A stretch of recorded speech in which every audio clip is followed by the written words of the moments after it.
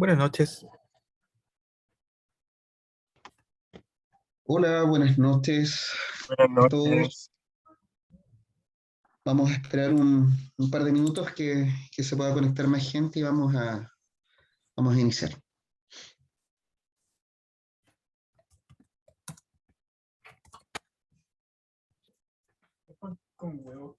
Voy, perrito, muchas gracias.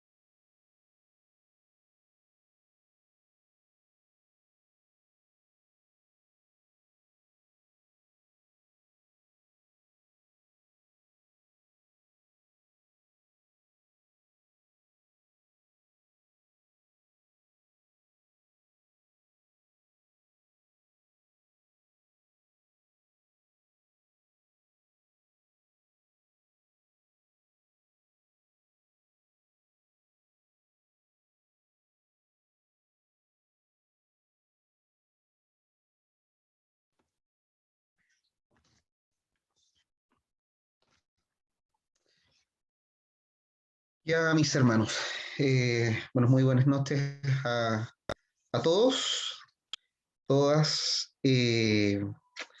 Vamos a partir nuestra quinta clase, ¿ya? Aprovecho de decirles a los que quizás no, probablemente no han revisado, ya les cargué las calificaciones del primer trabajo.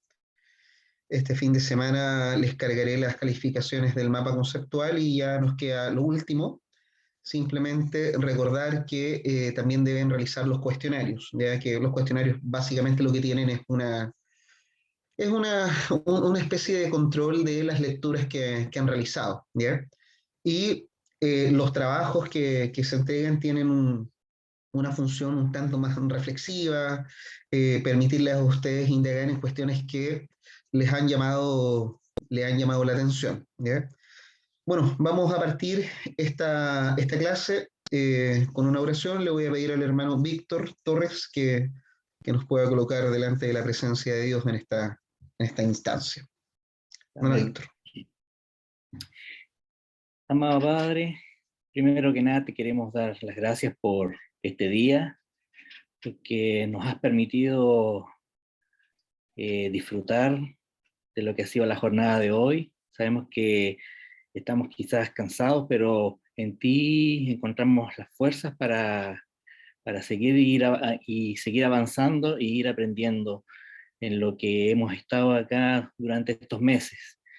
Te queremos pedir por nuestro profesor para que cada día nos vaya entregando más el conocimiento que nosotros vamos necesitando y vamos aprendiendo para poder saber más sobre ti, amado Padre. Te damos las gracias por los compañeros que están acá presentes. Te damos las gracias por aquellos que están por conectarse y también por aquellos que no van a poder conectarse, amado Padre. Te pedimos que también les tomen las manos, amado Padre, para que disfruten, sí, amado Padre, disfruten de esta enseñanza y de este aprendizaje que estamos teniendo. Bendice la clase del día de hoy, en el nombre de Cristo Jesús. Amén. Amén. Muchas gracias, hermano Víctor. Bueno, en lo que estamos es historia de la iglesia medieval y quiero,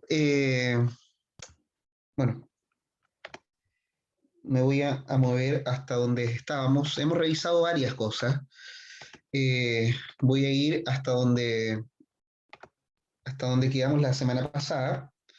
La semana pasada reflexionamos en torno a la construcción del primado papal. Reflexionamos en esa paradoja que mientras Roma iba en franca declinación, fue el espacio requerido para que fuese surgiendo este poder papal y que se va a convertir en el eje de la historia medieval. Hablamos en particular de un papa, que es Gregorio Magno. Hablamos de esta relación entre el papa y un emperador, como era Carlomagno. Hoy vamos a partir desde ahí.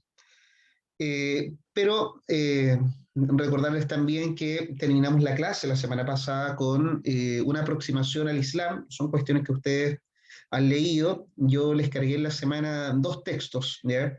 Un texto que me había comprometido hace bastante tiempo ya, que es un texto sobre los atributos de Dios, y otro texto que aborda el Islam, ¿ya? Y en particular me interesaba que tuviesen acceso al primer capítulo, y el primer capítulo es el que aborda sobre la autoría del Corán. Espera un poquito, voy a juntar la puerta.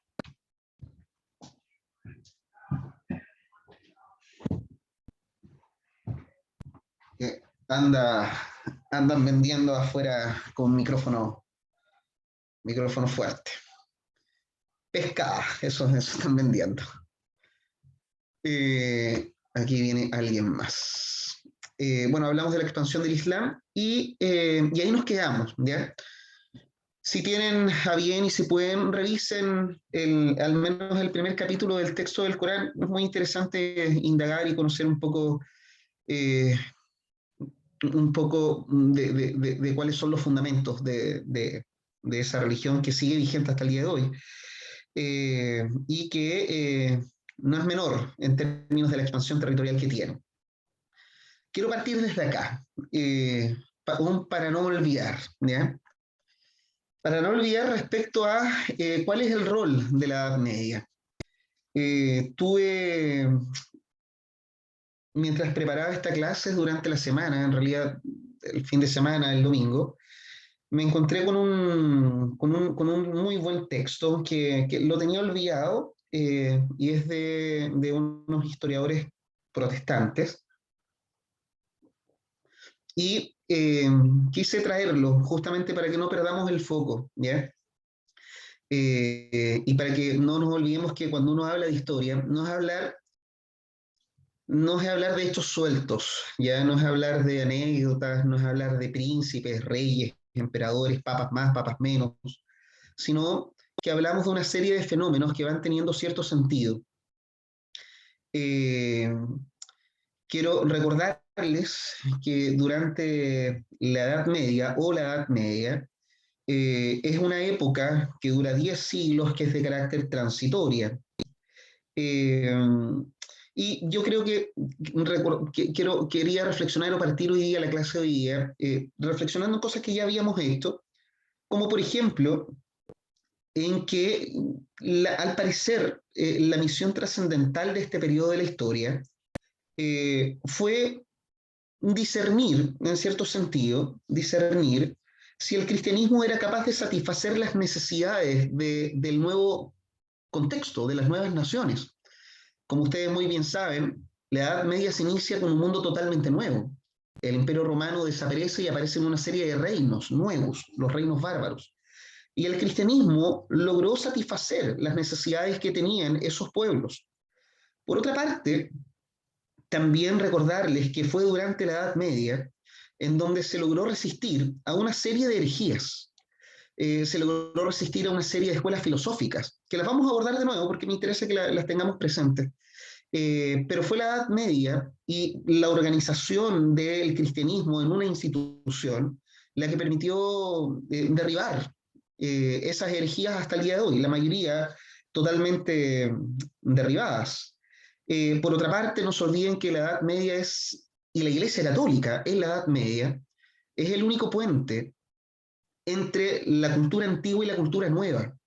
Es la que logró preservar quizás lo mejor de lo antiguo, y permitirnos transitar por este camino.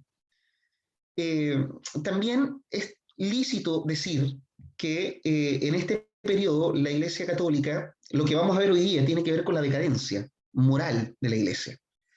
Pero de alguna forma siempre logró sobreponerse a las debilidades de los adeptos, de los mismos sacerdotes, de los mismos papas, y es por eso que la Edad Media es el espacio de tránsito que nos va a llevar a la reforma. Y por favor, eso yo de verdad que no quiero que lo pierdan de vista.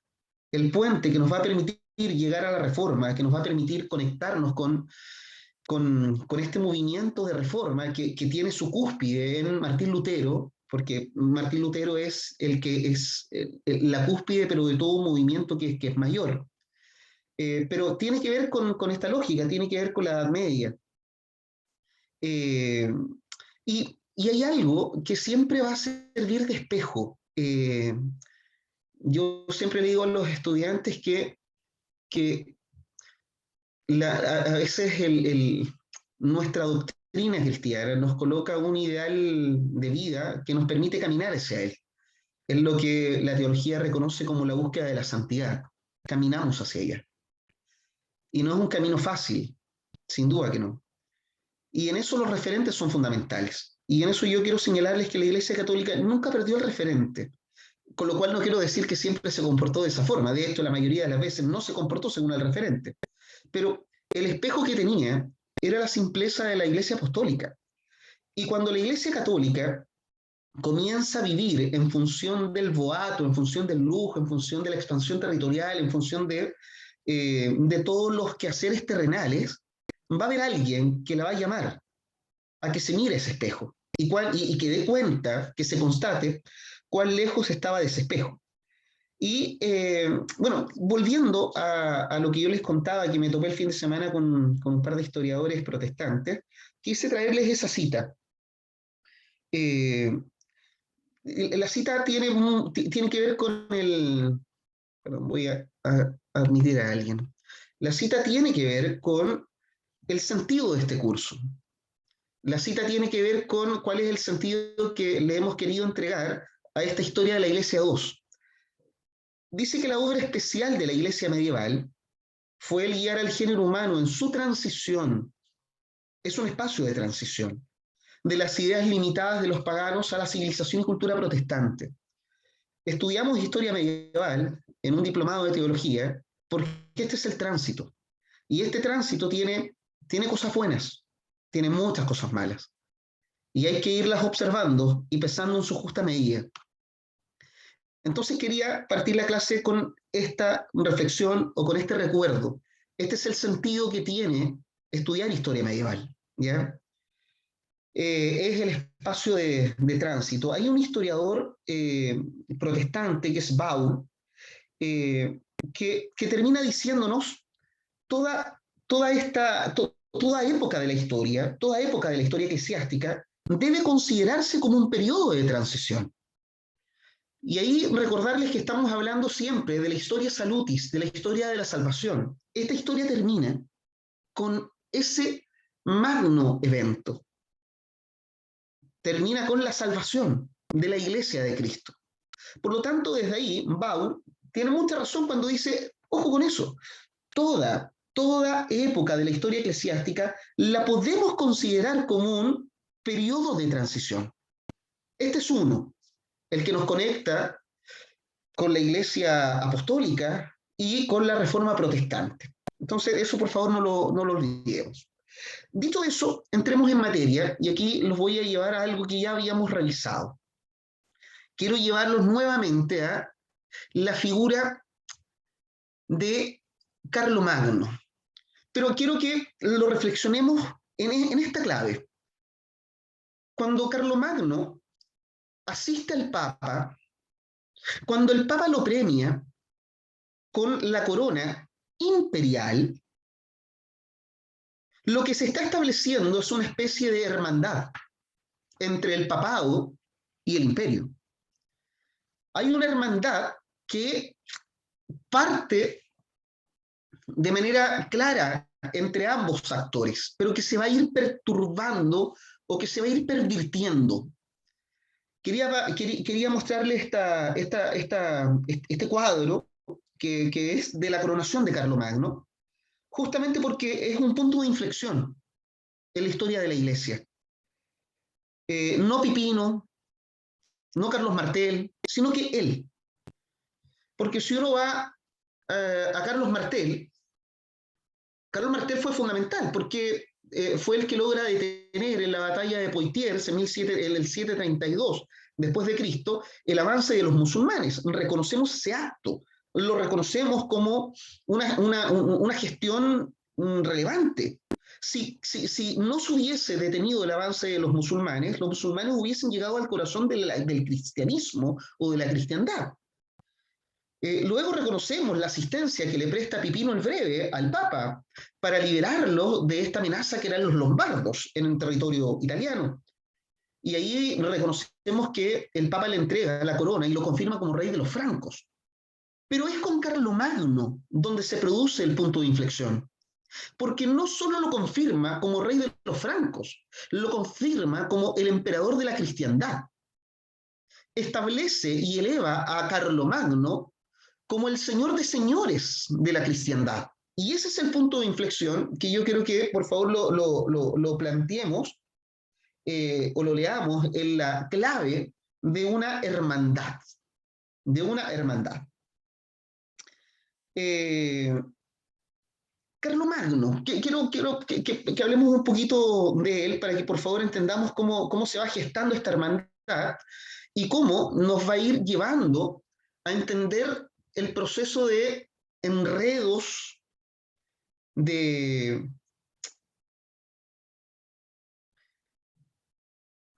un proceso de perturbación, un proceso de maleación. Carlomagno, este sujeto que asiste por segunda vez al Papa, que baja a defenderlo de los lombardos, ¿quién era? Carlomagno creía que era un soberano escogido por Dios. Y ojo, no cualquier soberano, no cualquier monarca, no, un monarca totalmente distinto. Porque dentro de la idea de Carlomagno, él se vinculó, se transformó en el descendiente de César, de Constantino. Por favor, ahí les pido que recuerden la importancia que tiene Constantino para la iglesia. Pero no se quedó solo ahí. De hecho, César y Constantino le quedaron cortos, sino que se vinculó a Salomón y a David. Por lo tanto, esa genealogía que él estableció, que defendió, le hizo aparecer o le hizo parecer como un soberano escogido por Dios que tenía una misión. Y la misión de Carlomagno, en esta lógica, era la fundación de una teocracia, es decir, de una monarquía cuyo centro fuera Dios. Yo no estoy diciendo que esto fuera genuino y honesto. Estoy diciendo que Carlomagno construye su poder en función de una genealogía recreada, porque no es real, no tiene comprobación histórica. Es una genealogía creada. Es lo que los historiadores llaman la generación de un mito. Y ese mito le permitió a Carlomagno aparecer como ese soberano escogido por Dios que tenía una misión en la tierra, fundar una teocracia. En esa lógica, Carlomagno siempre le dio al Papa, al sumo pontífice, un trato digno, un trato respetuoso. Jamás se le hubiese ocurrido a Carlomagno levantar la menor ofensa al Papa. Lo que sí está claro es que, al parecer, ese respeto no era honesto, sino que era un respeto hipócrita.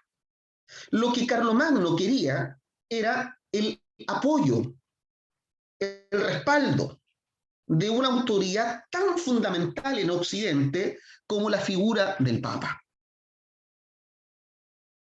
Hay una carta que Carlomagno le envía al Papa de la época, a León III. León III era el niño mimado de Carlomagno, estaba revestido de toda clase de consideraciones, absolutamente. Carlomagno decía, la Iglesia enseña a los fieles. La Iglesia es quien enseña a los fieles. Y por favor observe cuál es el rol que se autoadjudica Carlomagno, porque es un rol autoadjudicado.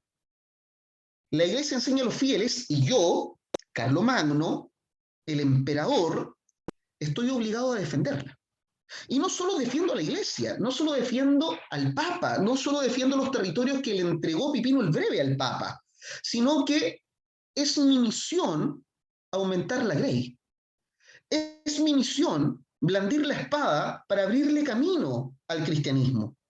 Es mi misión aumentar los fieles.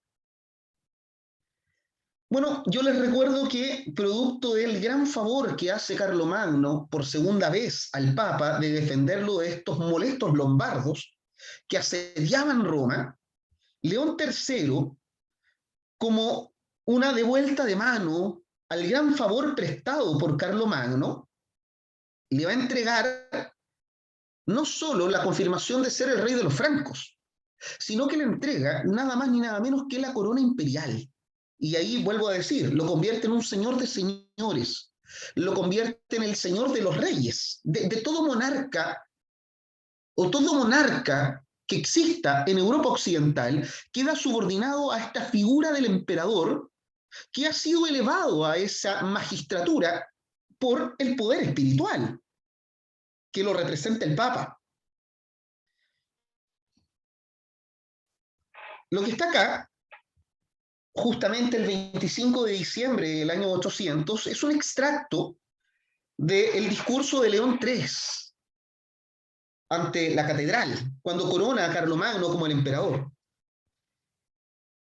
Carlos Augusto, mire por favor la vinculación con la dignidad romana. Es por eso que también se contribuye a que se publicite esa genealogía, que es una genealogía sin duda distante de la realidad.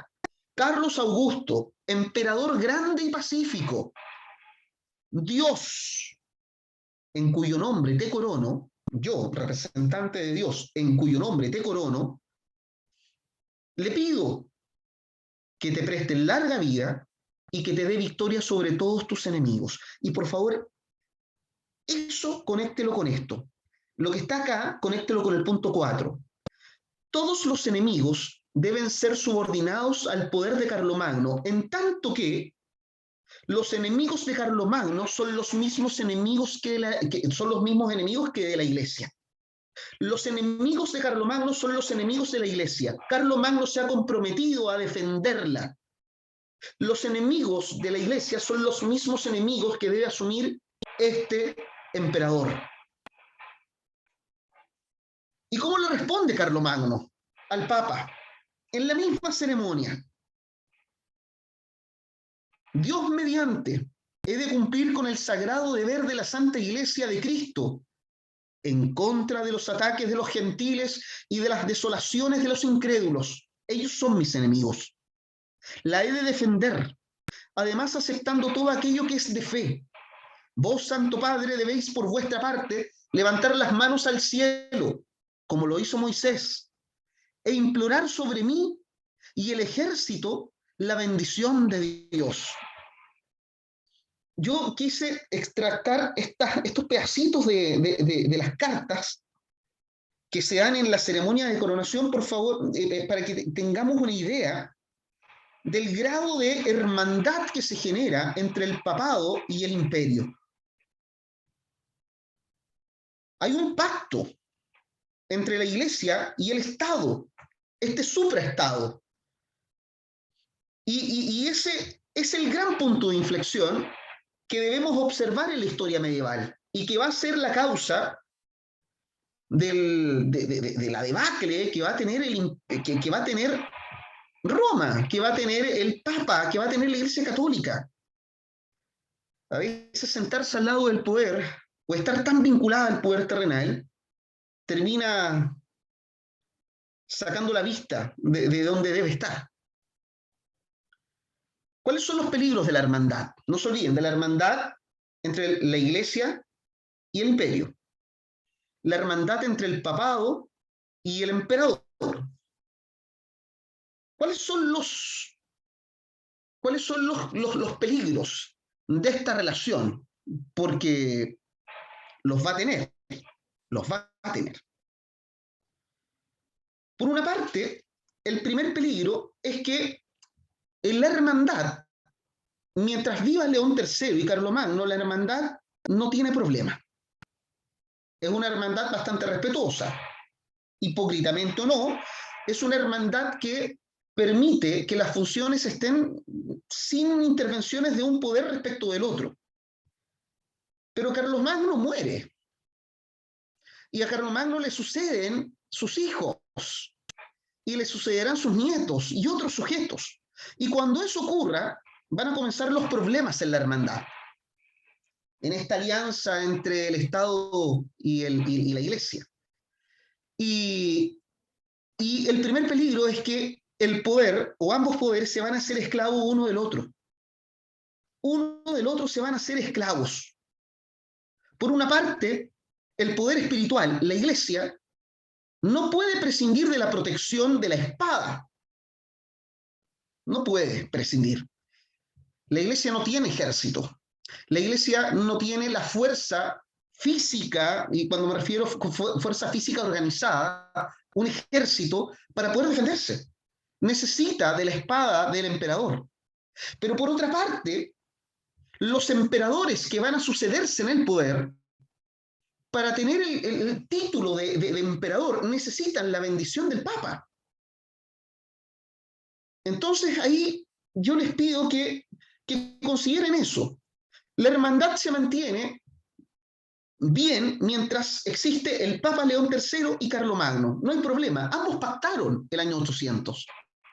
Pero, ¿qué pasa o qué va a pasar cuando existan ambiciones terrenales de los herederos del poder terrenal y no sea tan simple como que muere el padre y heredan el hijo, sino que muere el padre y tengo 4 hijos? Y luego esos 4 hijos tienen cada uno 2 hijos más. ¿Quién hereda el poder? Y vamos a ver que la Edad Media es una historia política complicada. Existe lucha, sangre, disensión. ¿Quién se hace del título del emperador para seguir gobernando sobre la cristiandad? Y ahí recurrimos ¿a quién? Al Papa. Porque el Papa es el único que puede dar esa bendición. Por lo tanto, vamos a tener ese problema. Ambos poderes son esclavos uno del otro. Por otra parte, tenemos otro problema que se suscita después de Carlomagno. El emperador siente que en realidad es él el que tiene la potestad de influir en los asuntos de la iglesia. Es él quien tiene la facultad de intervenir en los asuntos internos de la iglesia. Y ahí hay un problema del origen del poder, sobre el origen del poder. ¿Quién le dio el poder al emperador? El Papa dice, yo te lo doy, por lo tanto, el origen soy yo. Y el emperador dice, sí, pero yo he sido elegido por Dios. Y tú solamente has sido un medio. Y soy yo quien tiene el poder efectivo, soy yo quien te defiendo. Por lo tanto, vamos a tener una lucha y una pugna por el poder. ¿Quién manda? ¿Quién es la cabeza? ¿El Papa o el emperador? Y en esta pasada, lo que vamos a observar es que la mano la va a ganar el emperador. Pero eso va a mantener muy ocupado al Papa y a la Iglesia en proteger los intereses terrenales, olvidándose de los intereses espirituales. Por eso hablamos de la decadencia de la Iglesia. Pero ahí tenemos una pugna. Tenemos una pugna. Por ejemplo, esa pugna, ¿cómo se lleva? El emperador fue considerado el señor feudal de Roma, por una cuestión muy simple. No se olviden que Pipino el Breve, cuando defiende por primera vez al Papa de esta invasión lombarda, le entrega un regalo al Papa. Le da un regalo. El Papa también le entrega un regalo. Le entrega la corona real sobre los francos. Pero Pipino el Breve le entrega un regalo. Tierras. Tierras. Por lo tanto, el emperador siempre fue considerado una especie de señor feudal de Roma. Era el que había entregado la tierra al Papa, porque el Papa no tenía tierras. El soberano, el emperador, sentía que tenía la facultad, por ejemplo, de elegir a los obispos, que es un cargo que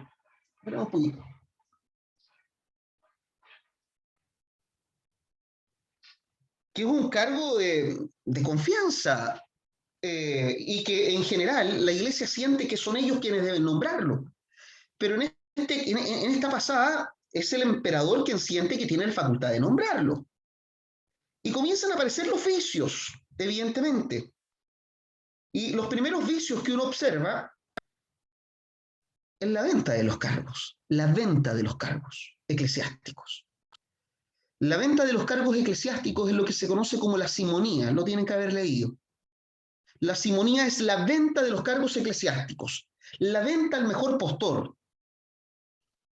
Como al parecer el ser obispo era una actividad un tanto lucrativa, producto de los bienes que le entregaba el poder temporal a ese obispo, producto de las dignidades que se rodeaba el poder de ese obispo, comenzaron a ser cargos ambicionados. Y a los obispados no siempre llegaron las mejores personas, las más idóneas. Llegaban ahí básicamente porque era un cargo que tenía gran dignidad y era un cargo muy lucrativo. Y el Estado, el emperador, como una forma de lucrar también de aquello, vendía el cargo. Es lo que se llama simonía. Lo triste va a ser que luego vamos a ver esto mismo en el seno y en el corazón de la iglesia. La iglesia vendiendo cargos. Acá, lo que yo estoy señalándoles es que en el origen es el emperador quien vende los cargos eclesiásticos, porque siente que tiene el poder de hacerlo. Los papas, otro problema. Los papas fueron muy respetados, o el papa fue muy respetado mientras existió Carlomagno. Pero luego de que Carlomagno no estaba, los papas no fueron respetados por los emperadores. Para nada. Para nada. Y los papas, ante la pérdida de prestigio, ante la pérdida de legitimidad, lucharon y pugnaron por disputarle la elección de los obispos al emperador. El emperador decía, yo soy el que nombra obispos, los vendo los cargos. La iglesia decía, sí, pero estás llevando a sujetos que no son los idóneos para apacentar a las ovejas. Por lo tanto, los cargos de obispos deben ser desde Roma. Vamos a observar por un breve momento, de forma muy transitoria, que va a triunfar la supremacía papal. La supremacía papal se va a tratar de imponer, pero a toda costa. Y vamos a observar cómo el Papa va a ir consiguiendo la posibilidad de nombrar él a los obispos. Va a ir consiguiendo la posibilidad de dominar en su pequeño territorio, que hoy día constituye el Estado Vaticano. No va a mirar con malos ojos extender su mano sobre otros territorios. Y quiero que esto no lo consideren como simplemente un dato. El Papa, el líder espiritual de la cristiandad, preocupado por adquirir más territorios, en vez de estar preocupado de los asuntos internos de la iglesia. Y comenzamos a observar que este Papa se comporta como cualquier líder civil, y no como el líder religioso que es. Y en eso que yo les acabo de decir, quiero que por favor observen y vean que el Papa le está disputando el poder al emperador, no a Carlomagno, porque ahí la relación era regularmente buena. Le está disputando la hegemonía a los otros emperadores, a los que heredaban. ¿Quién mandaba en la cristiandad? ¿Mandaba el emperador? ¿Mandaba el Papa? ¿Quién mandaba? Y los peligros de la cristiandad, lamentablemente, se van a ir profundizando. Quiero mencionarles simplemente el rol de las decretales. ¿Qué son las decretales? Las decretales, probablemente lo leyeron ustedes, estimados, pero las decretales son decretos falsos. Son falsificaciones que tenían una intención. Me devuelvo. Esa es la intención que tenían. Esta era la intención. Ganarle la partida al emperador. Y para eso, para ganarle la partida al emperador, mintieron. ¿Qué hicieron? Levantaron decretos falsos. Lamentablemente, decretos que fueron creídos. Recién en el siglo XVI se determinó que los decretos que se habían levantado durante la Edad Media eran todos falsos. No hay ningún, y eso lo afirmo porque lo he revisado y lo he estudiado, no hay ningún historiador católico, no existe ninguno, que defienda que estas decretales o estos decretos pudiesen ser verdad. Todos asumen y se postran ante la evidencia. Todos fueron falsos. Pero ¿cuándo se descubre? En el siglo XVI. Ya no estamos en la Edad Media. Durante toda la Edad Media primó el fraude. ¿Cuál era el objetivo del fraude? Por eso yo le coloqué abajo de manera en lenguaje eclesiástico de la Iglesia Católica. ¿Cuál era el objetivo del fraude piadoso? Ganarle la partida de poder al emperador. Tenía que ganar la primacía. Le tenía que decir al mundo, al emperador, y también le tenía que decir al patriarca de la Iglesia griega que todo apuntaba a que la primacía debiese estar en Roma. Y partamos, la primera decretal, ¿qué decía? Constantino, el que determinó que el cristianismo debía ser aceptado junto a las otras religiones, el edicto de tolerancia. Constantino, el que una vez que le gana y se convierte en el único emperador, lleva y comienza a establecer y a pavimentar el camino de la oficialidad del cristianismo en el imperio. Luego, Teodosio es quien le da la puntada final y convierte a la Iglesia Católica o al cristianismo, perdón, en la religión oficial del imperio. ¿Cuál es la primera decretal? Falsa. Constantino le había cedido territorios a el Papa. ¿A quién le está pegando? ¿A quién está desmintiendo? No se olviden que ya contamos esa historia, lo vimos la semana pasada. Pipino el Breve defiende al Papa de los lombardos, el Papa le entrega la corona y Pipino el Breve le entrega tierras. Desde ahí, todos los emperadores que derivan de Pipino el Breve, Carlomagno es el hijo de él, se sienten el señor feudal de Roma. ¿Qué está diciendo la Iglesia con esta falsa decretal? No. Esta tierra no me la dio Pipino el Breve. Esta tierra no tiene que ver con la dinastía de Carlomagno. Ninguno de ustedes puede sentirse señor feudal de Roma, porque esta tierra la entregó el mismo Constantino. Primera decretal, falsa. ¿Qué intentaba hacer? Sacar y evitar que los emperadores se sintieran verdaderos amos y señores de esa tierra, porque creían que había sido en el origen, Pipino el Breve que le había entregado. Segunda decretal, falsa.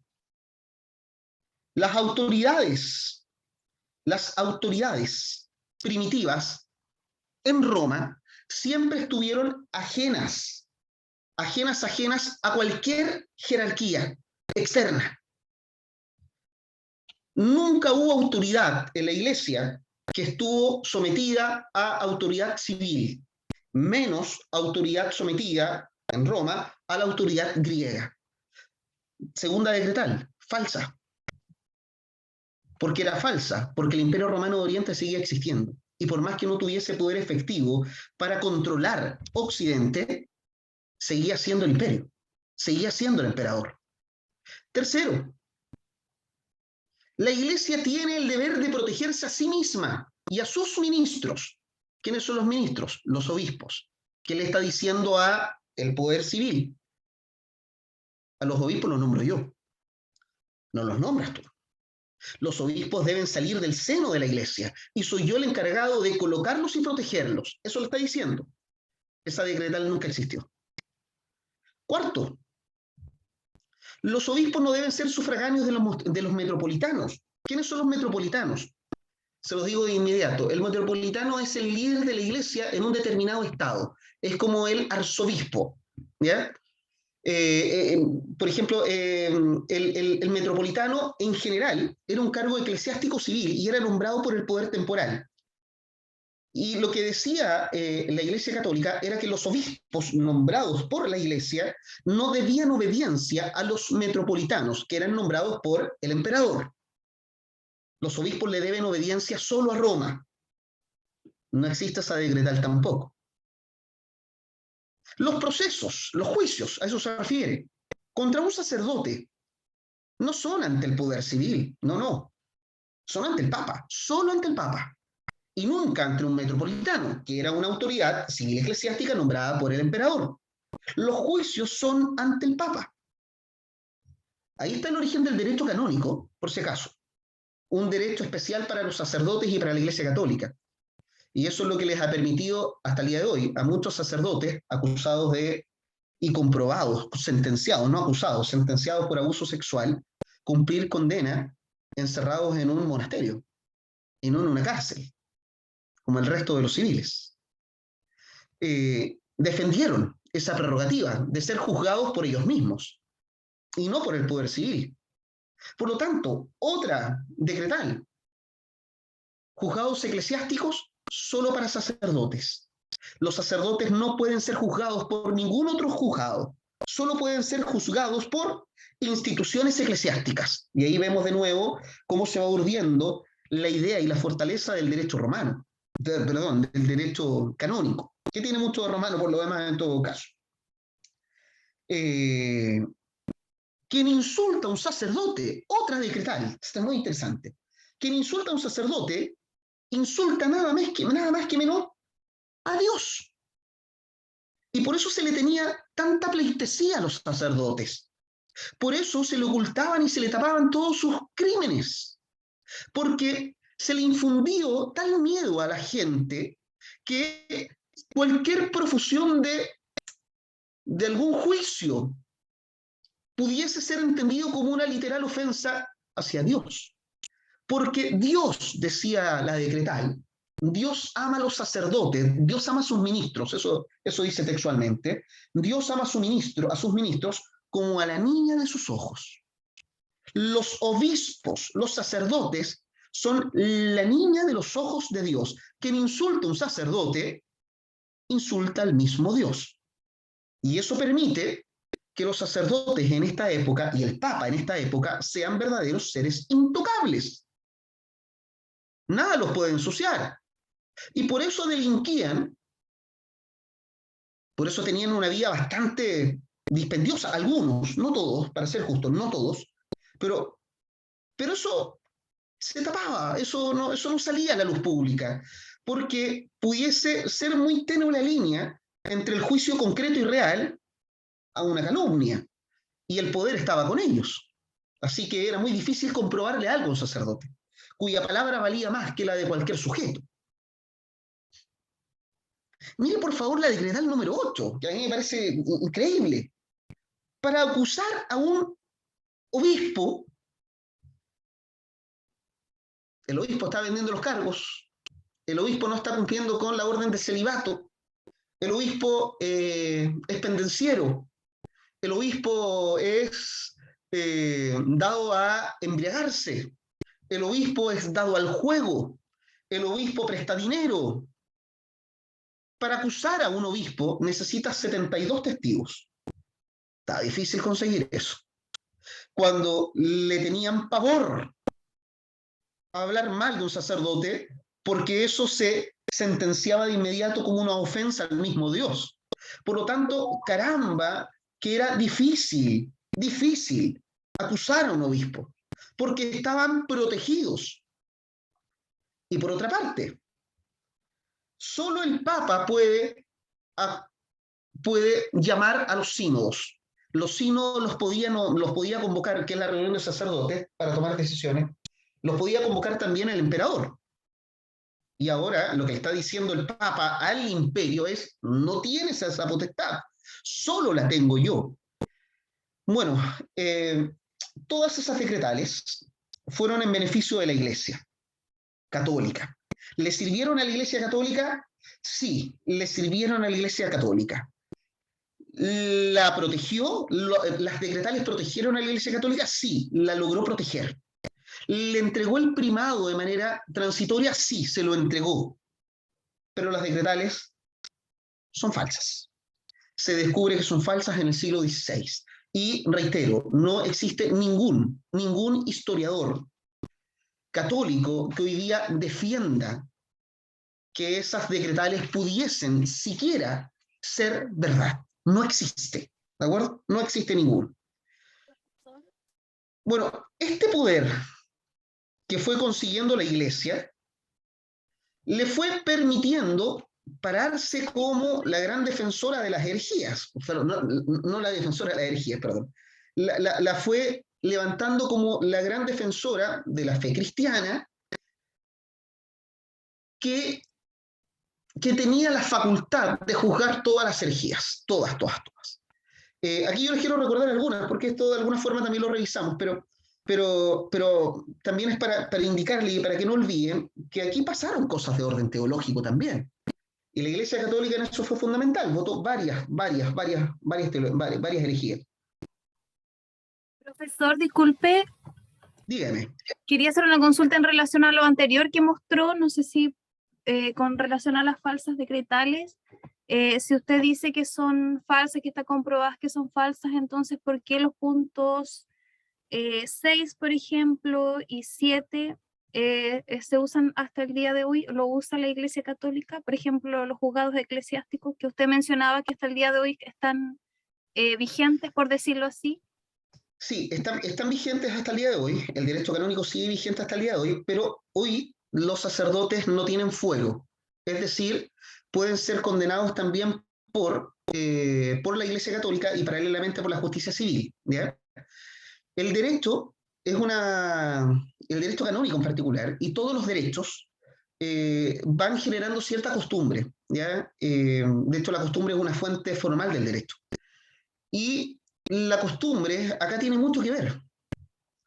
No se olviden que estamos hablando de 10 siglos, en donde la forma de ejercer justicia fue generando una fuente formal del derecho, como la costumbre. Y esa costumbre va a ser heredada, pero va a ser cuestionada. Los sacerdotes o la Iglesia Católica tiene total protección, o quizás no tan total como la Edad Media, pero tiene una protección fundamental hasta el siglo XIX, en todo el mundo. Pero en el siglo XIX vamos a ver la confrontación de dos ideologías. Por una parte, está la ideología del conservadurismo, que en general es una ideología laica, pero católica a la vez, que entiende que la Iglesia Católica debe ser fundamental para el desarrollo de las naciones, pero enfrente se va a levantar el liberalismo. Y el liberalismo es quien principalmente va a atacar justamente la unión que existe entre el Estado y las iglesias, en particular la Iglesia Católica. Y va a sembrar o va a permitir el liberalismo que las esferas de influencia se vayan separando cada vez más. Yo le quiero recordar que en Chile, no voy a hablar de la colonia ni nada de eso, porque uno entiende que ahí la dualidad trono-altar es absoluta, ¿ya? No, ahí no hay cuestionamiento. Pero cuando éramos república, les recuerdo que Chile se independiza en el año 1818, cuando éramos república, en el año 1833, tenemos una constitución que casi va a durar 100 años, hasta el año 1925. Y esa constitución dice en su artículo 5 que la religión oficial del Estado es la católica, apostólica y romana, con exclusión del ejercicio público de cualquier otra, siglo XIX. Esto es mucho más acá de la Edad Media, para que vean que la costumbre fue permitiendo que la Iglesia Católica, más allá de que se descubriese el fraude, ellos lo revisten de ese concepto, es un fraude piadoso, lo necesitábamos. Y la costumbre fue generando cuestiones que las mantenemos hasta el día de hoy, pero que no por eso han sido cuestionadas y algunas han sido derribadas. Nuestra constitución, la chilena, es cambiada en el año 1925, ya en el siglo XX. Y una de las reformas o de los cambios que trae la constitución del año 25 es la separación de la Iglesia del Estado. La Iglesia Católica deja de ser la religión oficial. Y adquirimos en Chile, cuando hablo de Chile, eso es lo que va a comenzar a suceder en todas las naciones, vamos a adquirir la libertad de culto, en donde los protestantes salen de las casas, por ejemplo, salen de estar ocultos y se pueden manifestar públicamente, con la libertad de culto que se genera en la Constitución de 1925. ¿El derecho canónico sigue vigente? Sí, sigue vigente, pero lo que no sigue vigente es el fuero, es decir, el punto número 6. ¿El juzgado eclesiástico sigue vigente? Sí, pero ese sacerdote que ha delinquido y que ha generado un delito de connotación pública puede ser condenado por la justicia civil. Es decir, los fueros significan protecciones. Los sacerdotes tenían fuero eclesiástico, es decir, nadie los podía tocar más que la iglesia. Eso dejó de existir. Pero sin duda, hay cosas de las falsas decretales que fueron generando costumbre, como por ejemplo lo que tiene que ver con la impartición de justicia al interior de la iglesia. Y lo vemos con pena, porque es verdad, es como una práctica arcaica, una práctica que en realidad no tiende al menos a generar justicia. Siguen siendo sujetos de una estirpe distinta, pero ojo, ya no son lo que eran. Antes, nosotros, por eso tomaba el ejemplo de Chile. Chile tenía una religión oficial, constitucionalmente, y la vamos a tener hasta el siglo XX, hasta el año 1925, que si miramos en la proyección histórica, no es tanto. Así que la costumbre, sobre todo en el derecho y en cómo se imparte justicia, es la que se ha extendido hasta el día de hoy. Pero, por ejemplo, la concesión de Constantino, uno diría, era falsa, sí, pero hasta el día de hoy tenemos Estado Vaticano, por ejemplo. Y eso que se descubrió que era falso en el siglo XIX, Roma siguió teniendo esas tierras hasta el siglo XIX. Cuando la unificación italiana, en el año 1871, en donde culmina, le quita las tierras al Papa y pasan a ser tierras de Italia. Pero luego, en el año 1922, cuando asciende al poder Benito Mussolini, un fascista, trae a la Iglesia como un gran aliado y le devuelve las tierras. Y desde ahí tenemos Estado Vaticano, por ejemplo. Entonces, si bien son falsas, hay cosas que sí se han logrado extender, otras modificar, otras anular. Por ejemplo, las autoridades primitivas son independientes de toda jerarquía. Primó. ¿Bajo qué jerarquía está puesto el Papa hoy día? Ninguna. El Papa es un soberano. El Papa es un estadista. La Iglesia tiene el deber de protegerse a sí misma y de su ministro, lo hace. La cuarta no existe, eso no existe, porque ahora los metropolitanos, los arzobispos, por ejemplo, son nombrados por la Iglesia Católica. La quinta tampoco existe, porque hoy día los procesos sí se pueden llevar ante el Poder Judicial. La 6 existe, pero al lado está el Poder Judicial civil. Quien insulta a un sacerdote insulta a Dios, en realidad no, porque en la búsqueda de justicia hoy día podemos llevar a alguien eclesiástico a la justicia, eso no existe. No existen los 72 testigos para acusar a un obispo. Y lo que sí sigue existiendo es que solo el Papa puede convocar sínodo. A pesar de ser decretales falsas, no se olviden que lo revisten de un fraude piadoso. Era necesario. Es como la razón de Estado que da la Iglesia Católica. Era necesario, lo debíamos hacer. Hay cosas que han cambiado, han mutado, otras de alguna forma siguen hasta ahora. ¿Ya? Pero concordamos en que son falsas, y de verdad que yo he revisado a ver si hay alguien que defiende las decretales, y no, las decretales, estoy hablando de historiadores católicos, no protestantes, historiadores católicos. No hay ninguno que defienda la legitimidad o la legalidad de esas decretales, ninguno. Sin embargo, generaron costumbre, y la costumbre se ha extendido hasta el día de hoy. ¿Ya? A ver, muy sucintamente, ¿qué cuestiones teológicas son las que se vivieron en la época? Porque a ver, las hubo, de alguna forma, ¿ya? Recordarles que siguió y continuó de alguna forma la controversia sobre el Espíritu Santo. Y esa controversia es bien relevante, y por eso la coloco en la diapositiva, porque es la que va a terminar por distanciar a la iglesia griega de la iglesia latina. Recuerden que tenemos que hablar, vamos a hablar en un momento más del cisma entre Oriente y Occidente.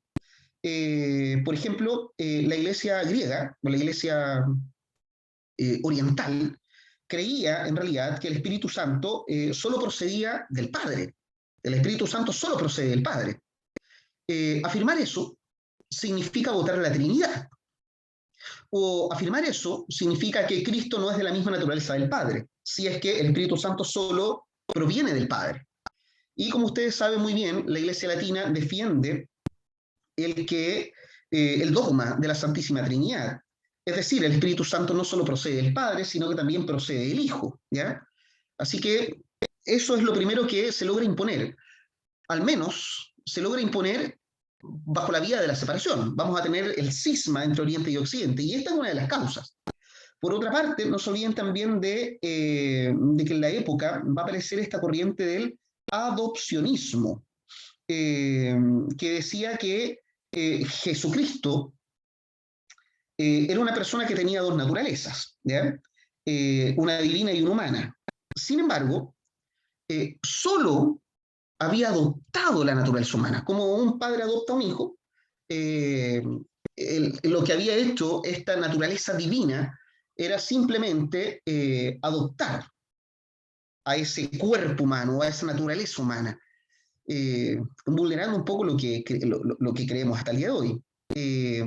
También aparece en la época tiene bastante publicidad los temas sobre la soteriología, ¿ya? Y ahí se vuelve a levantar la causa de Agustín.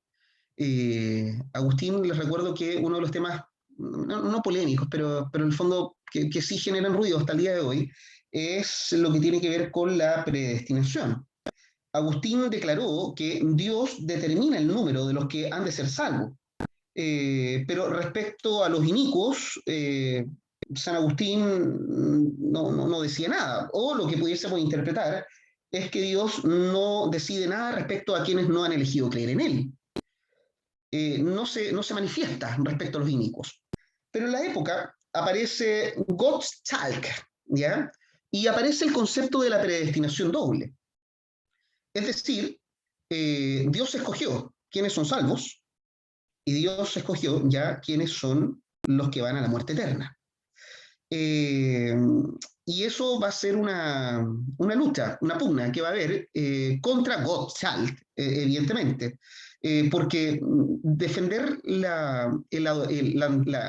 predestinación doble implica controvertir el ejercicio de la gracia salvadora de Dios.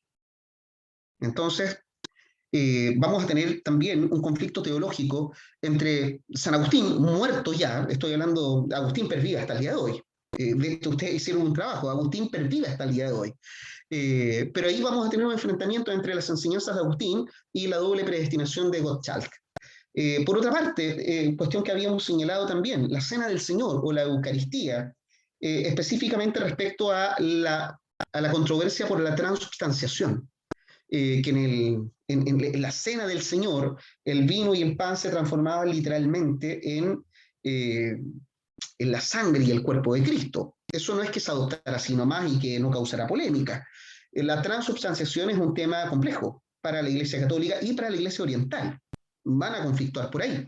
Y no nos podemos olvidar del conflicto sobre las imágenes, la controversia sobre las imágenes. Revisamos la semana pasada que la Iglesia Oriental le entrega una gracia al Islam y borra las imágenes de sus cultos. Y se convirtiéndose a la iconoclastia. Y la Iglesia Latina sigue defendiendo el culto a las imágenes hasta el día de hoy, ¿ya? Así que hay una serie de fenómenos que van a seguir ocurriendo, que son de carácter teológico en la Iglesia, y que son relevantes, ¿ya? Pero no quiero profundizar más en eso porque son cuestiones que han leído y las hemos tratado también. ¿A dónde quiero ir ahora, en los minutos que nos quedan, es justamente que comencemos a hablar de la decadencia del papado, de la decadencia de la Iglesia Católica, ¿ya? Como vamos a ir a un fenómeno que se llama la querella de las investiduras, como vamos a revisar algo que se llama la reforma gregoriana, no quise ser tan sentenciador con el título de esta diapositiva, y simplemente le he llamado la inestabilidad del papado. Pero vamos a ir justamente a ese juicio mucho más sentenciador, ¿ya?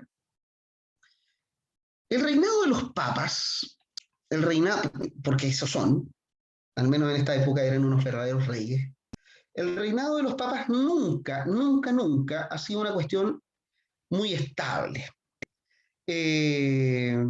Habían papas que de verdad que se preocuparon de la Iglesia, se ocuparon de reformar la Iglesia. Vamos a ver a uno, a Gregorio, que reconociendo todos los males que tenía la Iglesia, va a intentar reformarla. Es lo que vamos a reconocer como la reforma gregoriana. Pero van a haber otros que en realidad estaban mucho más preocupados de fortalecer su autoridad, su poder. Y ojo, no el poder eclesiástico, porque en eso no tenían rival. Estaban más preocupados de fortalecer su poder temporal. Ya lo revisamos, así que no vamos a ir en pos de eso de nuevo, porque ya sabemos que vamos a tener una disputa entre quién manda más, si manda el emperador o manda el papa.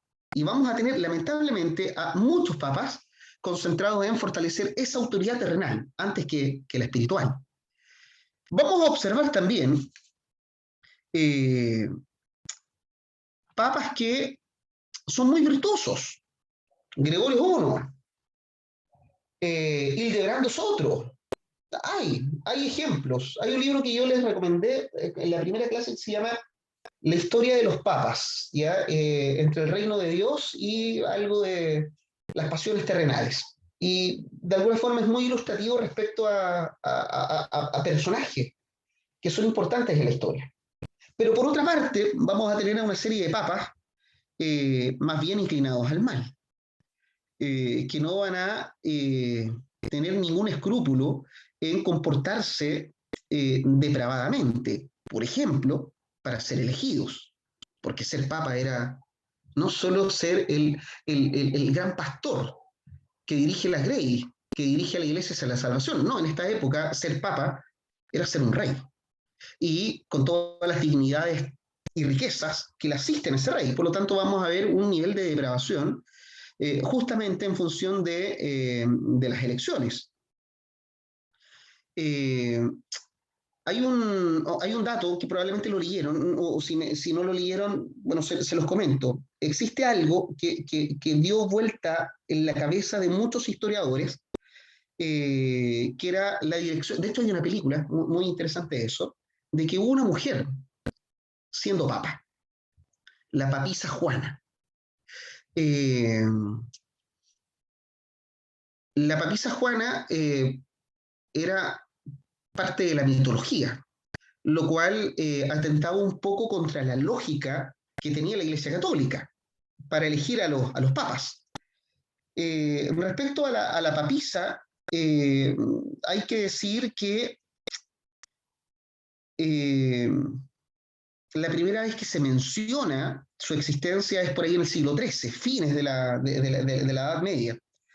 Los historiadores protestantes, vamos a hablar de nuestros historiadores, hay algunos que dicen que sí, que fue verdad, que hay hechos que lo prueban, que lo confirman. Y hay otros que señalan que es mejor ser prudente, que no existen pruebas suficientes para saber si eso es verdad o no. Por eso yo coloco ahí la prudencia de los historiadores protestantes. Hay algunos que dicen, sí, eso es parte de la corrupción de la iglesia. Pero hay otros que señalan que no, que hay que ser cuidadoso porque en realidad las pruebas no son suficientemente claras como para afirmar que eso ocurrió. Sin embargo, hay un sujeto que es un historiador del año 1649, también protestante, que es David Blondel, que es el que señala, pero es el único que yo conozco, que señala que en realidad la existencia de la papisa Juana no tiene crédito alguno. ¿Ya? Y hay muchos que han hecho escuela con Blondel y que han afirmado que en realidad esto pertenece a la mitología. Yo, siendo bien honesto historiográficamente, coloqué las dos visiones. ¿Ya?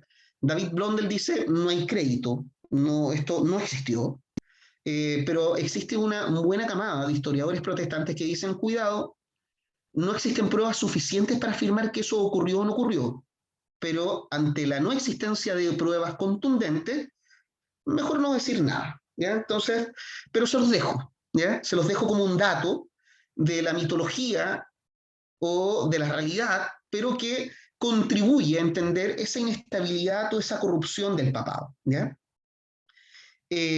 Punto número 4.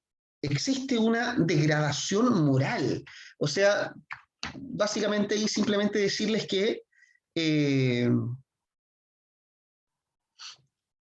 el Papa estaba más bien preocupado de adquirir territorios. Nada más que eso. Territorios igual riquezas. Donde me quiero detener un poquito, nada más, es en esta en esto que sí ocurrió, porque eso sí está probado, entre el año 904 y el 962 después de Cristo, Roma fue controlada por mujeres, y no de manera directa. Ojo, no de manera directa. Yo coloco ahí a 3 señoras. Teodora es una dama romana de la época, muy influyente, de una familia noble, que tiene 2 hijas, Marosia y Teodora. En este tiempo, en Italia, habían 2 bandos muy hostiles, 2 familias nobles, que se disputaban el poder. Y yo les quiero decir que la máxima manifestación del poder es cuando esas familias lograban elegir a papas. Porque el papa al final terminaba transformándose en una especie de funcionario de estas familias. Y una de esas familias tenía estas 3 mujeres: a Teodora, madre, a Marosia y a Teodora, hija. Y comentarles básicamente que ellas eran el alma de uno de estos partidos nobles y producto de las intrigas de la época lograron elegir 8 papas. 8 papas que pertenecían o que estaban bajo la tutela de esta familia. Ustedes entenderán que si la elección fue de esa forma, no estamos hablando de líderes espirituales, estamos hablando más bien de líderes terrenales que eran funcionales a los intereses de esta familia. Y hay una... Pero quiero concentrarme en una frase para que por favor entiendan el concepto de las intrigas, ¿ya? Había una frase de un historiador, Amat, el historiador Amat, que decía: las 3 mujeres son muy ambiciosas, de singular belleza, decía este historiador, y travesura de ingenio. Y acá yo no sé si el sentido es figurado o literal, pero luego hablaban de que prostituyéndose a algunos papas y algunos marqueses nobles, gobernaron de esa forma indirectamente la ciudad de Roma, el centro de Italia. El asunto está en que esa degradación moral en la forma de elegir a estos papas se va a mantener durante casi un siglo, entre el 904 y el 962. Estamos hablando prácticamente de más de un siglo, al menos más de la mitad de un siglo. Y eso es parte de la inestabilidad del papado. Por otra parte, vamos a observar cómo los puestos religiosos van a ser ocupados para enriquecerse. Y la idea era durar lo más posible en el cargo. La idea era obtener el mayor número de riquezas. Esa era la lógica, esa era la idea. Así que vamos camino a la corrupción total. Hasta acá, ¿tienen preguntas? ¿Tienen preguntas? Porque acá básicamente vamos a entrar a un hito que ustedes tienen en el programa, que se llama la querella de las investiduras. Entonces, preguntarles si tienen preguntas hasta acá, dudas.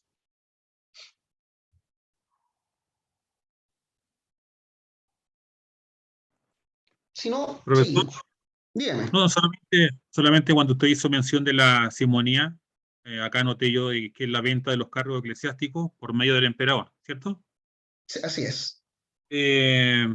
¿Estuvo mucho tiempo esto así o fue algo breve para que después pasase a manos de la iglesia?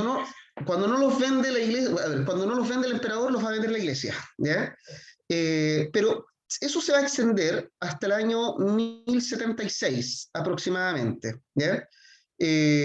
¿Por qué? Porque ahí vamos a observar la famosa querella de las investiduras y la reforma gregoriana, en donde todas estas prácticas nefastas de la iglesia van a tratar de ser erradicadas, ¿ya? Así que estamos hablando, póngase usted, del año 800, donde parte el reinado de Carlomagno. Esperemos a la muerte de Carlomagno, que desde ahí comienza un poco el conflicto entre la hermandad. Hablemos desde el año, no sé, desde el 860 hasta el 1076. Estamos hablando de varios siglos, ¿ya? Por lo tanto, es una práctica que generó costumbre en la iglesia, ¿ya? Gracias. Miren, quiero recordarles que la hermandad se mantuvo bien mientras duró Carlomagno. Pero Carlomagno tuvo hijos, los hijos de Carlomagno también tuvieron hijos, se esparcieron por el territorio, y el eje del poder se va a mover desde los francos a los alemanes, y en realidad a lo que vamos a conocer como Alemania, ¿ya? Pero no quiero confundirlos con conceptos ni con territorios, sino que le vamos a llamar genéricamente alemanes. Siendo muy honesto, Alemania aún no existe, ¿ya? Alemania existe en 1871, una reunión de principados. Pero para evitarnos esa digresión, vamos a hablar de los alemanes. Bueno, uno de los herederos, o uno de los que quieren el trono de emperador, ese trono de emperador que tenía Carlomagno, es un alemán, ¿ya? Es lo que ustedes probablemente tienen que haber leído como la dinastía de los Otones, ¿ya? La dinastía de los Otones.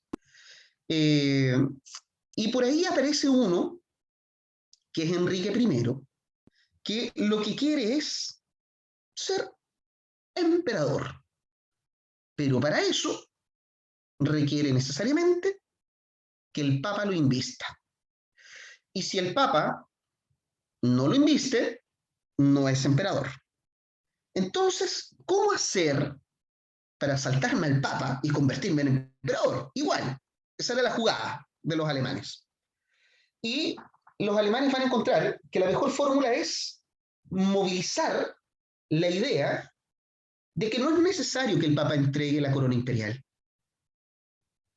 Había que independizarnos de esa tutela papal.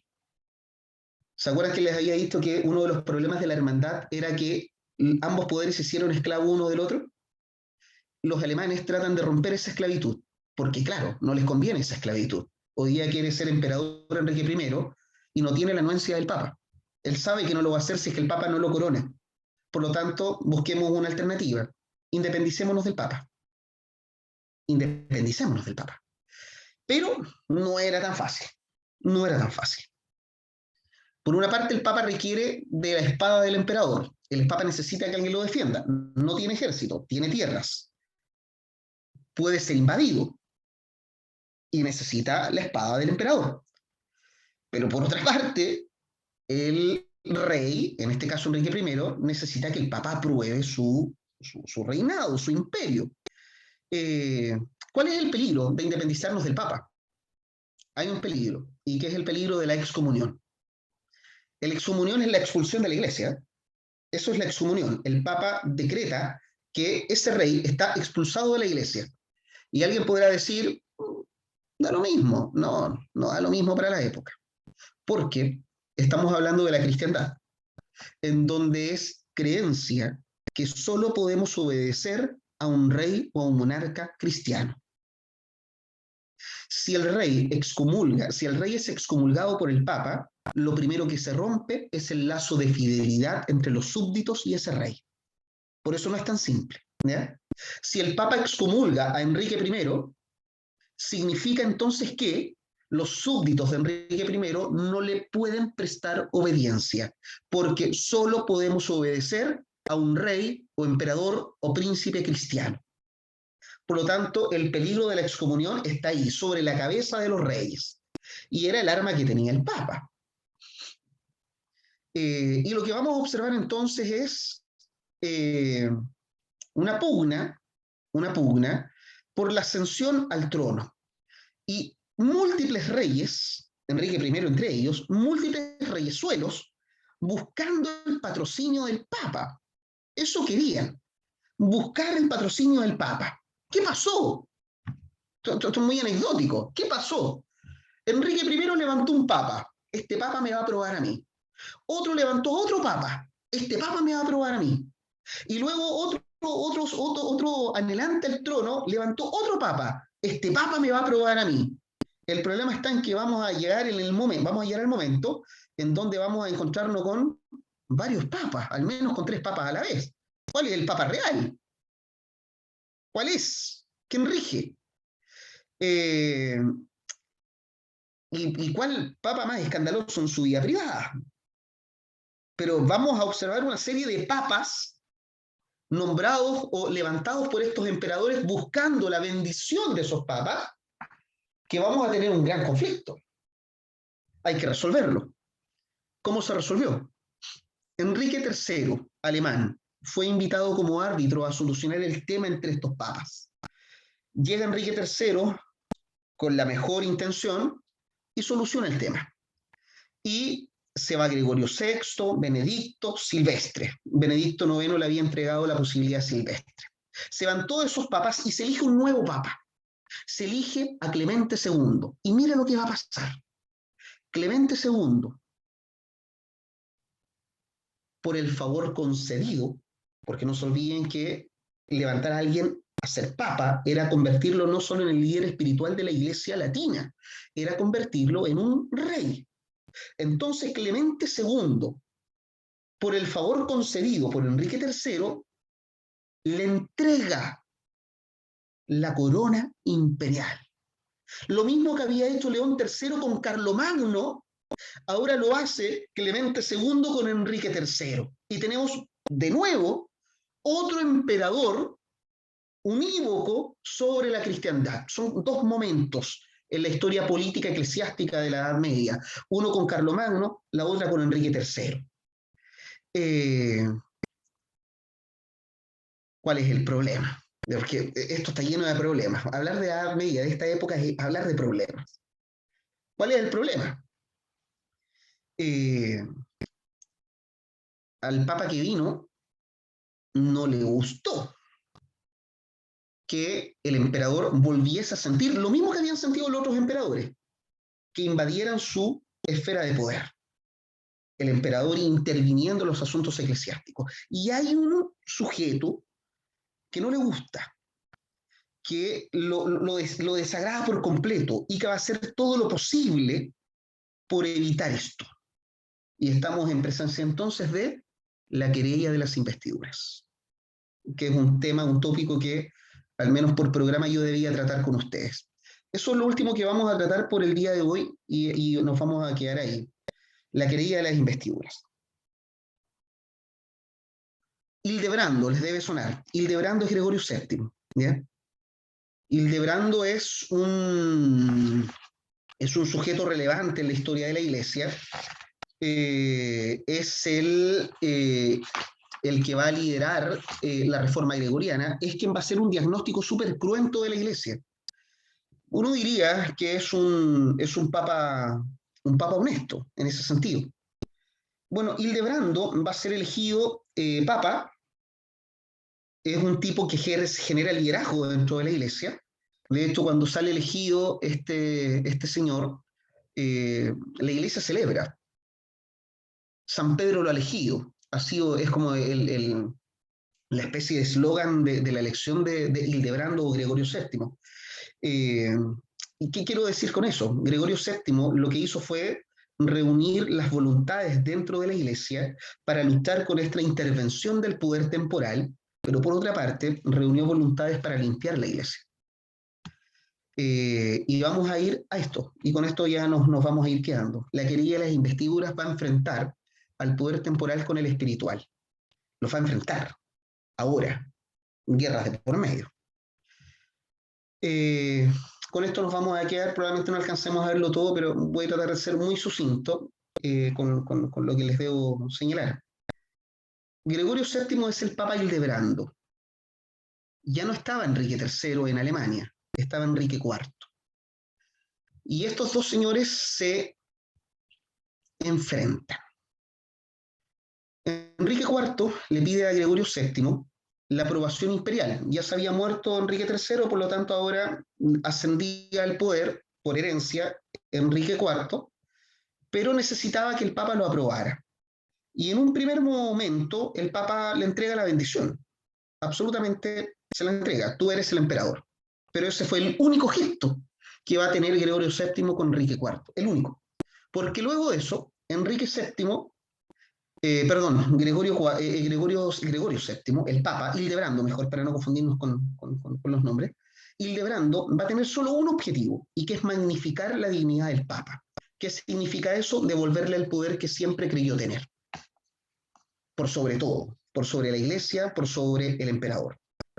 Por lo tanto, en esa decisión de magnificar la dignidad del Papa a toda costa, va a confrontarse con el emperador, que él mismo había nombrado, con Enrique IV. Cuando Hildebrando magnifica la dignidad del Papa, le va a decir a Enrique IV, en esto tú no te metes, esto no es de tu competencia, sal de acá. Y eso va a generar el conflicto. Cuando Enrique IV quiso intervenir en la iglesia, e Hildebrando se lo prohíbe,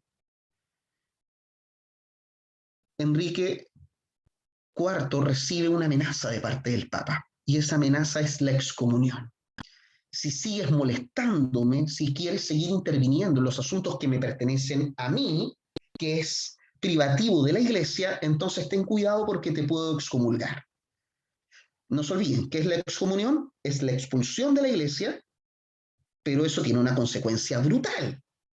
Significa que todos los súbditos dejan de obedecerle a este emperador porque ha sido expulsado de la Santa Iglesia. Enrique IV, cuando se ve amenazado por el Papa, le responde y convoca un sínodo en Alemania, el famoso sínodo de Worms. Y miren por favor esto, los quiero llevar a las decretales. Devolvámonos un poquito a las decretales. En las decretales, que son falsas por lo demás, se decía que el único que tenía potestad de convocar sínodos, reunión de sacerdotes, era el Papa. Y mire lo que está haciendo Enrique IV, emperador. Él convoca un sínodo. Y volvemos a hablar exactamente de lo mismo que venimos hablando hace un rato. La lucha por el poder entre el emperador y el Papa, la lucha por el poder entre esos dos actores. Bueno, Enrique IV cita al sínodo de Worms y ¿qué busca? Destituirlo, destituir al Papa. Mire, uno lo amenaza con la excomunión y el otro lo trata de sacar del poder, pugna por el poder. Y el Papa le respondió y lo excomulgó. No, a mí nadie me amenaza, yo te excomulgo. ¿Y qué pasó? Se le vino la noche, como dicen por ahí, a Enrique IV. Perdió la lealtad y fidelidad de todos sus súbditos. Los príncipes que estaban bajo su subordinación ya no lo obedecen. Entonces, arrepentido Enrique IV, muy arrepentido, viaja a Italia y viene a pedirle perdón al Papa. En el año 1077, hay un evento en el castillo de Canosa. Existen varias teorías. Uno dice que estuvo toda una noche parado afuera del castillo, mientras el Papa estaba calentito. Enrique IV estaba parado y estaba nevando, muerto de frío, en señal de humillación al Papa. Otras dicen que en realidad no fue tan extremo, pero hizo muchos gestos de humillación. Y el Papa lo perdonó. Y entonces los súbditos de Enrique IV volvieron a obedecerle. Hasta ahí espero que me vayan entendiendo un poco la historia, porque en realidad esto es una historia, ¿ya? El Papa lo amenazó, te voy a excomulgar. Enrique IV lo intentó destituir a través del sínodo de Worms. El Papa lo excomulgó de verdad, ya no era una amenaza, perdió la lealtad de los súbditos y de los príncipes. Cuando se dio cuenta que sin súbditos ni príncipes subalternos, Enrique IV deja de ser el emperador y pierde de todo poder, se arrepiente, viaja a Italia, le pide perdón, da gestos de su arrepentimiento, pero una vez que toma su caballo, toma su ejército y se marcha a Alemania, se arrepiente de haber pedido perdón. Y como se arrepiente de haber pedido perdón, comienza la lucha, comienzan las degradaciones de un lado para otro, de Alemania para Italia, de Italia para Alemania. Ambos se degradaron hasta que el conflicto escaló tanto que se enfrentaron vía armada. Enrique IV logra apresar en el año 1084, perdón, al Papa, a Hildebrando, lo toma preso, lo mete en un castillo en San Angelo. El Papa, con la ayuda de los normandos, escapa. Esto es una verdadera teleserie. Escapa y se refugia en el sur de Italia, en Salerno. Y ese hecho marca el quiebre. Y el emperador, que ya tiene sometido al Papa, porque el Papa no tiene ninguna posibilidad de respuesta militar, ese hecho marca la independencia del emperador respecto de la Iglesia. Y el Papa pierde poder. El emperador alemán busca por todos los medios sacudirse del yugo romano. No quiero más que me bendiga con la corona imperial porque dependo de la voluntad de un papa. Yo quiero heredar solo el poder. Aquí está el germen de la reforma, hermanos. Aquí está el germen de la reforma. Lutero es alemán. Los alemanes tienen tal espíritu de independencia respecto a Roma que va a permitir que los monjes alemanes, que los sacerdotes alemanes, no puedan renunciar a su lealtad a su nación, a su vinculación. De alguna forma le generan la posibilidad a la Iglesia alemana de criticar a Roma. Sin este hecho, sin la querella de las investiduras, hubiese sido imposible que se generara el espacio para que el clero alemán pudiese criticar a la Iglesia romana, a la Iglesia católica. Por lo tanto, quiero que tomemos la querella de las investiduras como un germen de la reforma. La crítica, la derrota que Enrique IV le inflige al papado permite generar un espacio de independencia en Alemania. Un espacio de independencia no solo política, un espacio de independencia del pensamiento. Y es ese espacio de pensamiento libre que granjea el poder alemán, que le va a permitir al clero alemán ser crítico, denunciar lo que está sucediendo en Roma. Y eso explica la existencia de un movimiento reformista. No surge en Francia el movimiento reformista, no surge en Italia, leal a Roma, no surge en España, leal a Roma, surge en Alemania, no leal a Roma, donde la querella de las investiduras lo que hace es determinar un quiebre entre el papado y el emperador por fin se ha independizado de la Iglesia. La Iglesia va a dar lucha después de esto. ¿Lo va a conseguir? Sí, con las cruzadas.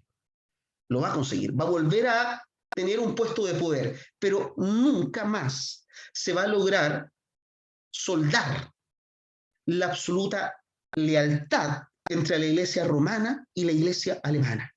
La Iglesia alemana, de alguna forma, va a resentir el quiebre político que generó Enrique IV. Por eso se establece la querella de la investidura como un germen de la reforma, ¿ya? Ojo, un germen, estamos hablando del año 1084, la reforma es del año 1517, pero así son de largos los procesos históricos.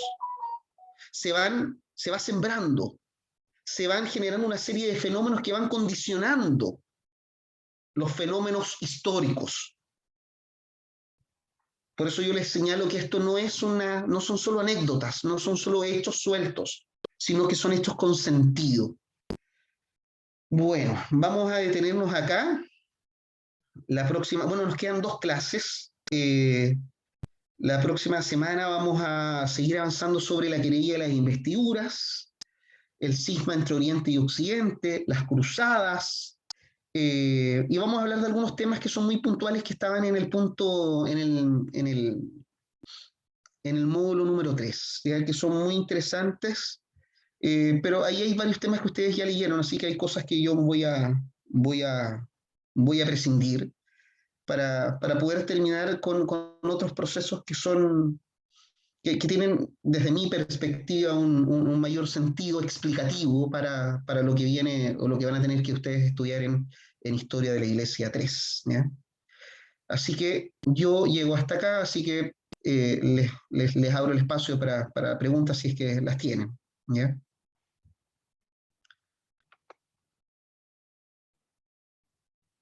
Profesor. Dígame. No solamente mi pregunta abarca mucho, pero por lo que se puede observar en la historia en general, habla aspectos políticos, muchas cosas. Pero Así mire, es. quería preguntarle a usted, yo sé que este no es el tiempo, quizás después se va a ver la reforma protestante, más adelante, pero Ujú. ¿qué es lo que pensaba la gente en ese tiempo referente a todo el aspecto político, esta lucha, todas las cosas que usted ha explicado y que hemos visto? ¿Cuál era el pensamiento reinante de las personas en ese tiempo?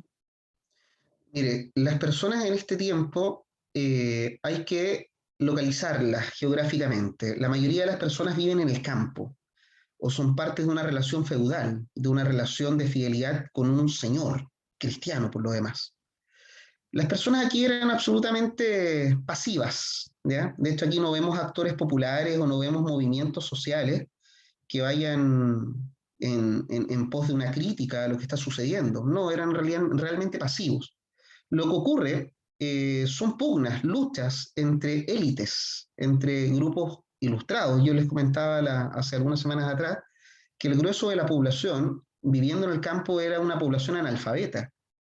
Era una población que básicamente se ilustraba a través de lo que la iglesia quería ilustrar, a través del arte, de la pintura, a través de los curas doctrineros, de curas que hacían misa o servicios ministeriales al aire libre. Existía ese tipo de cultura. Por eso cuando yo les hablamos de un concepto que es el teocentrismo, es porque también eso explica un poco la pasividad de la gente en términos de la creencia en función de la clave que la iglesia les quiere entregar. ¿Ya? Va a ser desde la élite en donde se comienza a fraccionar la unidad de la fe en Roma. Y lo que acabamos de observar es que la querella de las investiduras es fundamental para que esa unidad de la fe en Roma se comience a quebrar. Sin ese quiebre, probablemente la reforma hubiese llegado, sí, pero quizás más tarde.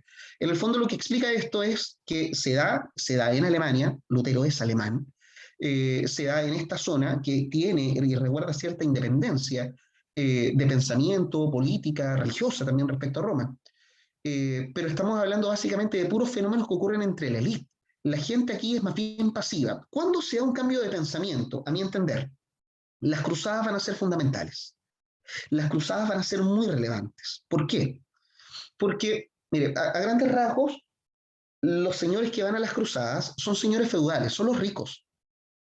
No son los pobres. Si bien hay hay una cruzada que se llama la Cruzada Popular, pero que en realidad la gente popular que iba al servicio de un señor feudal. Los señores feudales para ir a las cruzadas se debieron endeudar por armas, caballos, pertrechos, etc. Y hay muchos señores feudales que fueron a las cruzadas no por liderar los lugares santos solamente, sino también fueron porque también pensaban que se iban a enriquecer de alguna forma. Y no fue así. Y cuando llegaron, tuvieron que pagar las deudas. Y muchos de ellos quebraron. Pero ese quiebre que se da en la lógica del feudalismo va a permitir que muchos de esos señores o personas comunes y corrientes que vivían bajo esos lazos de fidelidad pierdan ese lazo de fidelidad y se movilicen a la ciudad. Y en la ciudad, que significa etimológicamente para la Edad Media, no etimológicamente, pero para la Edad Media, el significado de la ciudad, que surge a fines de la Edad Media, porque durante gran parte de la Edad Media la gente vive en el campo, la ciudad resurge por ahí por el siglo XII, XIII, mucha gente se va a mover a la ciudad. Y es en la ciudad donde va a aparecer por primera vez un pensamiento crítico de la gente y que va a confrontar por primera vez las prácticas de la iglesia y las va a comenzar a censurar. No se olviden que la reforma parte en un lugar de Alemania, en la famosa cuando clavan esas 95 tesis en la Catedral de Wittenberg, y se parten denunciando una serie de fenómenos. Ahí están las 95 tesis. Pero lo que hace Lutero es, de alguna forma, colocar en escrito lo que ya hablaba la gente. Pero eso se da a fines de la Edad Media. Durante la Edad Media, alta Edad Media, mientras la gente vive en el campo, la gente común y corriente en realidad es muy pasiva, muy pasiva. Se educa en función de lo que la iglesia quiere entregar, y esto ocurre a nivel de élites. De esto de lo que hemos hablado es de disputas de poderes entre el papado y el emperador, disputa por más tierras, quién manda, quién tiene mayor poder sobre la cristiandad, y la población acá era absolutamente pasiva, y se va a volver en población activa en la Baja Edad Media. Pero cuando ocurra, a mi entender, las cruzadas son un punto de quiebre en eso. Y ahí la gente sí, mucha gente va a tener un espíritu más bien crítico. En la ciudad se va a poder ilustrar más. Fíjese, yo le dije algo, la ciudad significa, el significado que tiene es libertad. Y aquellos que van a adquirir alguna instrucción, por primera vez se van a enfrentar a la lectura de la Biblia. Por primera vez van a escudriñar por sí solos la palabra de Dios, no administrada por alguien con la imposibilidad de no poder adquirirla yo. Entonces, las cruzadas es un punto de inflexión que va a permitir que el quiebre de la unidad de la fe en Roma se manifieste mucho más hacia el siglo XVI, con lo que conocemos como la Reforma. Pero básicamente es eso. En el fondo, todos los estudios historiográficos respecto a la gente común y corriente nos indican eso. Ojo, metodológicamente e históricamente, ¿quiénes son los que tienen voz? Son los poderosos, siempre. Cuando uno va a estudiar la historia, cualquiera, y aquí no voy a hablar de la historia medieval, voy a hablar simplemente metodológicamente como historiador. Cuando uno se va a encontrar con las fuentes y uno va a estudiar las fuentes del Estado, ¿quiénes son los que escribieron esas fuentes? Siempre hay gente vinculada al poder.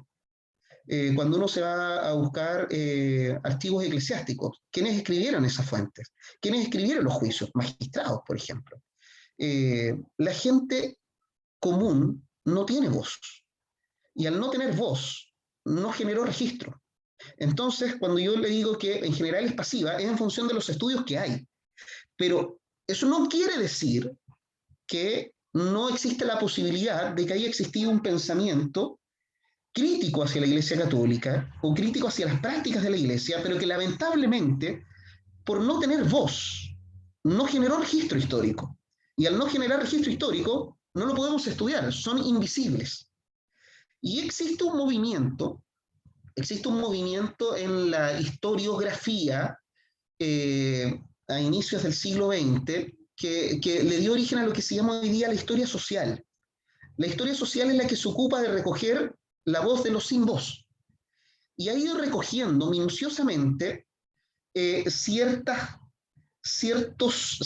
fuentes que me hablen de esa gente popular, a través de la poesía, la literatura, y por primera vez nos hemos abierto a esas fuentes, pero para la Edad Media se ha intentado, pero de manera muy escasa, justamente porque, a diferencia de la gente más común y corriente, de otros siglos, como el siglo XX, por ejemplo, es gente que sabe leer y escribir, se organiza, genera fuentes. Esta gente no lo generó.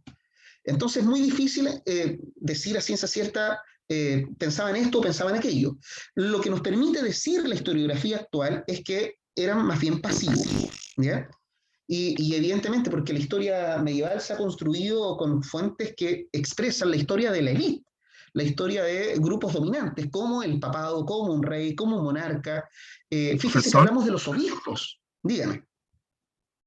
Sabe que referente al punto que usted mencionó hace un rato, también es importante entender o saber que hubo un momento, y que me parece que fue desde los tiempos de Constantino, que se prohibió leer la Biblia. Yo creo que eso también es un hecho fundamental, porque la Biblia, o sea, desde esos tiempos estamos hablando hasta siglo XX, que se dejó, porque existía el imprimatur y todo eso de la Iglesia Católica que no permitía leer la Biblia. Por ahí se dice que Lutero empezó a leer el libro de los Romanos y, bueno, entonces yo también creo que es súper importante mencionar, y creo que en las lecturas que nosotros, no me recuerdo haber leído que también hubo ese tiempo que se prohibió leer la Biblia y eso también traía, por ejemplo, por qué se desencadenaron toda esta herejía, todas estas postulaciones de los papas, de los emperadores y tanta cosa. Porque claro, porque uno dice, bueno, ¿y dónde estaba la Biblia? Bueno, es que la prohibieron. Sí, sí, sí, exactamente. Sí, mire, agradezco el aporte porque efectivamente es verdad. De hecho, el único intérprete de la Biblia era el Papa. Es un dogma. No había otro. Era una Biblia en latín, por lo demás. No se olviden que en el mundo la misa se daba en latín. No, termino ahora. La Biblia, perdón, la misa católica se daba en latín hasta el año 1963, cuando vino el Concilio Vaticano II y recién la misa se imparte. De hecho, el sacerdote impartía misa mirando el altar, siempre dándole la espalda a la feligresía, y se impartía en latín. Se impartía en latín. Eso es muy complejo. Es como prohibirle a la gente la palabra de Dios. Y ojo, y estamos hablando del siglo XX. Si miramos, o sea, mis padres nacieron con la misa en latín, cuando se da la misa en latín, por ejemplo. Estamos hablando acá, a la vuelta de la esquina. Y sí, tienen mucha razón. Yo lo que sí le agregaría eso, aparte de la prohibición, no se olviden de que cuando viene la Edad Media, es una época de inseguridad, comienzan las invasiones y la gente de la ciudad emigra al campo, y el campo hace su trabajo. Vuelve a la gente en una gente mucho más simple y la priva de la instrucción, por lo tanto, menos posibilidades, incluso de leer en latín. Y eso también le genera un aporte ahí. Pero sí, tiene toda la razón y es verdad. Y la Iglesia va a mantener ese dogma hasta ahora, hasta el siglo XX, hasta hace muy poquito. ¿Ya? Y ¿cuál era la posibilidad de esa gente de instruirse? El arte, la pintura, o lo que el sacerdote o el ambiente en común permitía expresar, nada más. Así que no, pero muy interesante. Bueno, mis hermanos, nos vemos el próximo jueves en la sexta clase, la penúltima clase, y le voy a pedir, por favor, a, no está el nombre, pero Albornoz, apellido, ¿sí? A Albornoz, ¿está por ahí? Sí, nos puede despedir con una oración.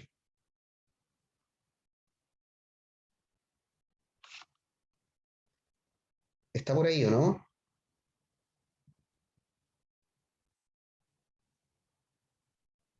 No, parece que no. Ahí está. Sí, ¿se escucha? Sí, se escucha perfecto. Amén. Gracias por la oportunidad, profesor. Amado Dios y buen Padre Celestial, te damos gracias, Dios mío, por esta maravillosa gracia que tú nos das. Todas han sido muy buenas, muy bendecidas. Te pido que tú cales en nuestros corazones el aprendizaje, que le des más sabiduría cada día más al profesor y a cada uno de nosotros como alumnos, Dios mío. Bendice nuestros sueños, bendice nuestro despertar el día de mañana y permítenos terminar en victoria esta semana. Gracias, muchas gracias, todo bien, en el nombre de Jesús. Amén y amén. Amén. Muchas gracias por la oración. Bueno, mis hermanos, Chao, profesor, buenas noches. ánimo con lo que queda, nos queda muy poco, así que nada, fuerzas, ánimo y bendiciones para todos. Que estén muy bien, nos vemos el próximo jueves. Chao, chao. Buenas noches, que estén bien. Chao, chao. Buenas noches.